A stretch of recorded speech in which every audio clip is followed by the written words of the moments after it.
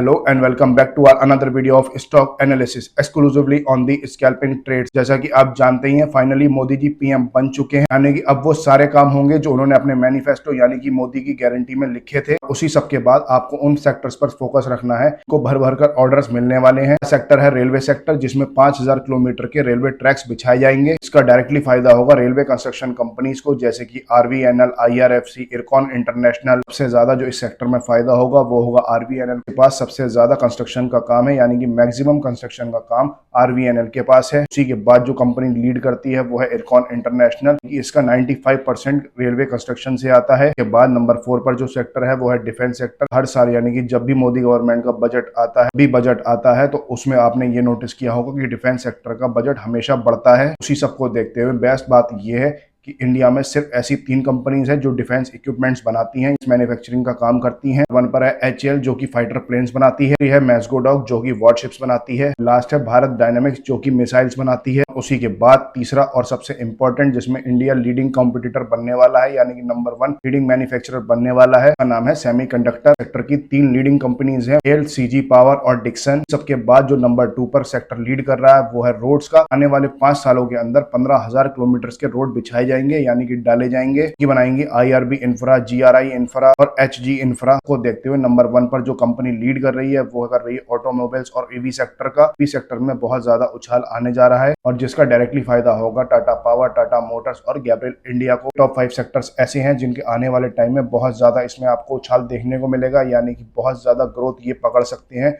क्योंकि main focus इन्हीं sectors पे गवर्नमेंट का होगा। पर्टिकुलर इसी की तरह और भी सेक्टर्स हैं तो इन पर सबसे ज्यादा गवर्नमेंट का फोकस रहेगा। आने से पहले मैं आपको ये भी बता दूं, this is not a buy and sell recommendation, so before investing in these shares please do your own research and analysis. अगर वीडियो पसंद आया हो तो वीडियो को लाइक करें, चैनल पहली बार आए तो चैनल को सब्सक्राइब करें। जब तक के लिए देखते रहिए हमारा यूट्यूब चैनल दी स्कैल्पिंग ट्रेड्स।